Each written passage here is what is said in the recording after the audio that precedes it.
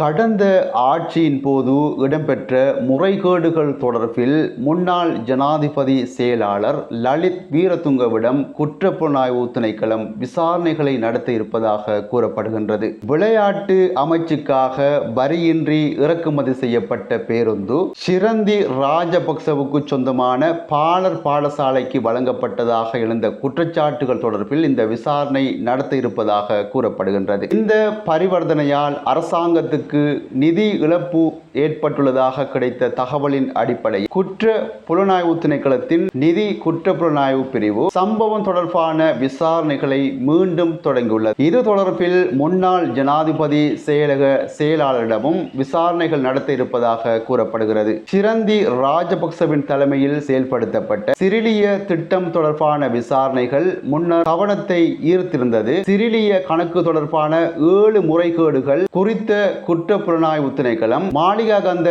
நீதவான் நீதிமன்றத்தில் முறைப்பாடு செய்துள்ளது. மேலும் அவற்றில் 6 முறைகேடுகள் சட்டமா அதிபர் திணைக்களத்தின் ஆலோசனையின் பேரில் போதுமான ஆதாரங்கள் இல்லை என்று மூடப்பட்டன. எனினும் குறித்த பேருந்து குறித்து புதிய தகவல் வெளிவந்த நிலையில் புலனாய்வாளர்கள் மீண்டும் நீதிமன்றத்தில் தகவல்களை முன்வைத்துள்ளனர். அதற்கமைய இது தொடர்பாக வாக்குமூலங்களை பதிவு செய்ய லலித் வீரதுங்கவையும் முன்னாள் கூடுதல் செயலாளரையும் வரவழைக்க குற்ற புலனாய்வு திணைக்களத்துக்கு இப்போது உத்தரவு கிடைக்கப்பட்டிருப்பதாக கூறப்படுகின்றது. இந்த ஒரு செய்தி இன்றைய தினம் இப்படி பார்க்கக்கூடியதாக இருந்தது. அதே நேரத்தில் இன்னும் ஒரு முக்கியமான செய்தியை பார்க்கக்கூடியதாக இருந்தது.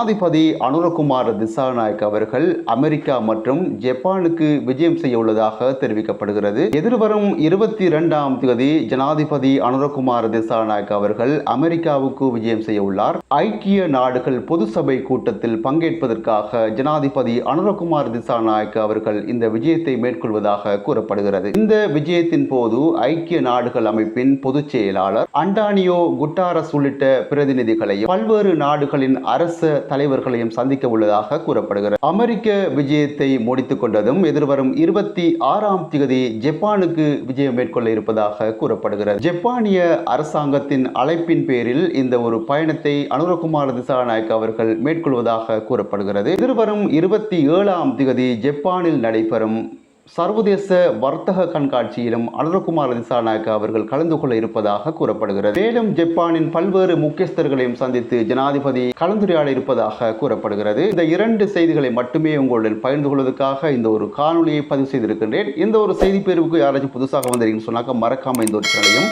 சப்ஸ்கிரைப் பண்ணிவிட்ட வீடியோக்களை பாருங்க. நான் போடுகின்ற அனைத்து வீடியோக்களும் உடனுக்குடன் உங்களுக்கு நோட்டிபிகேஷனாக வந்து சேரும் என்பதில் சந்தேகம் கிடையாது. இன்னும் ஒரு செய்தியில் உங்கள் அனைவரையும் சந்திக்கும் வரை விடைபெறும் நான் என்றும் உங்கள் அன்பின் தோழன் தாஜுதீன் ரைஸ். நன்றி.